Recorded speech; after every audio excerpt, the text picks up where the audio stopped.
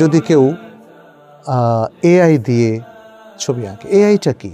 এআইটা হচ্ছে আসলে একটা বিশেষ প্রোগ্রাম যেটাকে আর্টিফিশিয়াল ইন্টেলিজেন্স বলা হয়, এবং এখানে দেখা যাচ্ছে যে আমরা হয়তো কোনো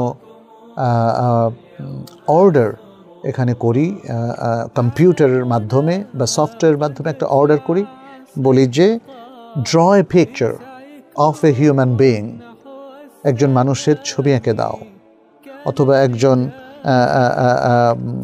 বৃদ্ধের ছবি এঁকে দাও, একজন মায়ের ছবি এঁকে দাও, একটা গরুর ছবি এঁকে দাও, একটা পাখির ছবি এঁকে দাও। এভাবে অনেক সময় আমরা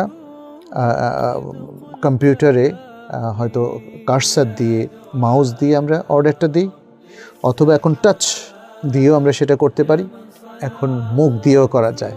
বলা যায় যে এই যে যেমন যেটা বললাম, ড্র এ পিকচার প্লিজ, আমরা যদি এআইকে বলি তখন এআই সেটা করে ফেলে, যেটা আপনার চ্যাট জিপিটিতে দেখতে পাচ্ছেন, যে সেখানে অর্ডারটা লিখেও দেওয়া যায়, অর্ডারটা টাচ করেও দেওয়া যায়, এবং অর্ডারটা মুখে শব্দ করেও দেখা যায়। আপনি চ্যাট জিপিটিকে যেটাই জিজ্ঞেস করেন দেখবেন যে কিছু না কিছু জবাব সেখানে পাবেন। এবং এক্ষেত্রে আপনি যদি তাকে অথবা যে কোনো সফটওয়্যারকে বলেন যে একটা ছবি এঁকে দাও, সে ছবি এঁকে দেয়। তাহলে এই যে আপনি অর্ডার করলেন, হাত দিয়ে টাচ করে অথবা মুখ দিয়ে বলে অথবা অন্য যে কোনোভাবেই হোক, সেইটা ছবি বানানোর হুকুমের মধ্যে অন্তর্ভুক্ত হবে। আপনি হাত দিয়ে ছবি আঁকলেন অথবা মুখ দিয়ে একটা সফটওয়্যারকে বললেন সে যেন ছবি এঁকে দেয়, দুটো একই হুকুম।